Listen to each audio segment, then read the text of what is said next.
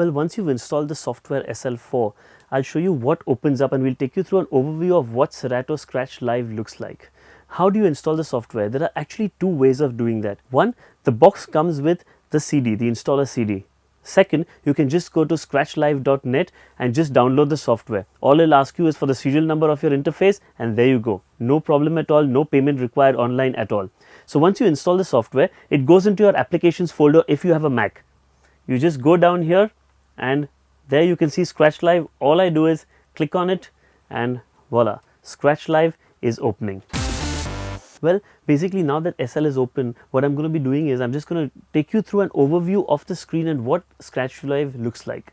Well, when you open it up, basically this is what you're going to be seeing. First and foremost, you need to know where your music is. The music files come down here, but they only come down there once you take, grab and drop all your music into the folders in SL. So all you have to do is just go to File, where your music is saved, desktop.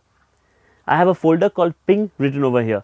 All I have to do is just take that, drag and drop the Ping folder into all. That's it. And all my files are there and I'm all set.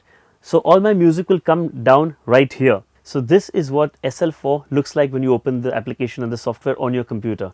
Well, there's one more thing which I think people keep asking me and I just remember it, so let me put it out to you, is that does an SL4 or any other software only work on a Mac? Well, that's not true. If you have a good enough laptop, the software works on anything. The software itself is very small in size. It doesn't take too much memory of your hard drive as well, and it doesn't take too much time to open up. I think what makes it a little bit slow is that if you have too much music on your laptop and your laptop doesn't have that kind of a RAM to support the music and the files moving. So otherwise, other than that, you can use it on a Windows, Mac, anywhere, no problem at all.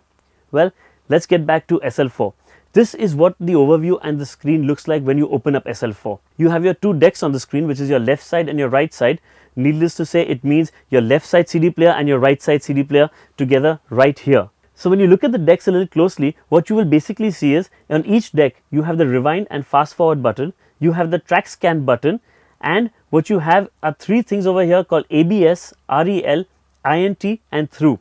We'll get back to these things once we look at the software a little bit more in detail, and every function is going to be explained to you, so not to worry at all. You have your cue points and your hot cues over here. The main song loads over here. So all I have to do is when I want to load a song, just click on the folder and take the song, drag and drop it on this, and there you go, my song is loaded. You can see the song's waveform over here. You have your loop buttons to set the in and the out of the loop. This is your loop cutter, which is you can shorten the loop as much as you want. Remember, all these functions can also be done on the CD player, but they are much precise, much quicker and amazing on the softwares. So when you come down, what you see is your music. All you have to do is just select the song which you want to play, drag and drop it into the respective deck.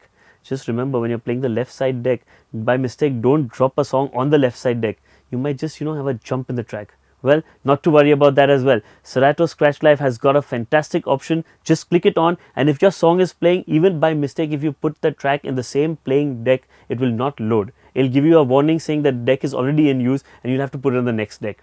Well, so you have both your decks. The same thing which is on the left hand side is also there on the right hand side, and the songs downstairs. What you see on the left over here are your crates. Now basically what you need to do is you need to arrange your music, right? You need to know which song is where. You just can't put everything and dump it in one folder. So I have made crates over here. One is wedding Hindi, one is corporate Hindi, one is wedding English, one is EDM English, one is pop English, deep house, hip hop, Punjabi and whatever you want. So that way when you're searching for a particular genre of music or you're searching for a particular track, you don't need to just keep on, searching in all the folders. You just click on that folder and voila, the track will just open right in front of you over there.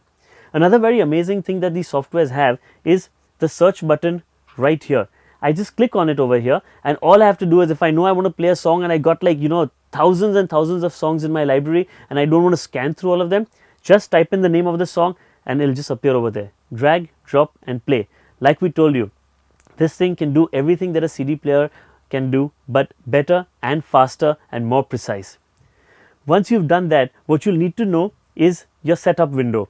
You just press setup over here, and that's where you get the setup window where you can control your hardwares, your playback, your vinyl control, you can control your libraries, the display on how big and small you want the icons, and one of the most important things which we'll look at in a future episode is how to hook up a MIDI to your Scratch Live. Once you're done with the setup, we go back to the original window, and we have our decks. If you don't like this particular view, SL4 has given you different views in which you are comfortable with on how you want to see the decks. They can change as and how you want it just by a click of a button over here. Another very amazing thing is SL4 comes with its built-in effects, flangers, filters, echoes, delays, everything that we saw on the DJM 600 mixer is there over here at a touch of a button. And the most amazing thing, the thing which I like the most, is recording. You hook up the SL4, you want to record your set live, just hit on the record button, press record, and at the end of the set, press save, and the set gets saved into your crate as well as your hard drive. So if you want to just go back and tell somebody, you know, I played a fantastic and a very tight pumping set at last night's show, all you need to do is just tell them, here's a pen drive, listen to it and tell me what you think about it. Another thing that SL4 supports is video. So there are a lot of DJs who are getting into video mixing. You want to play the song, but you want to play the video of the song coordinated with the vocals and everything with your song.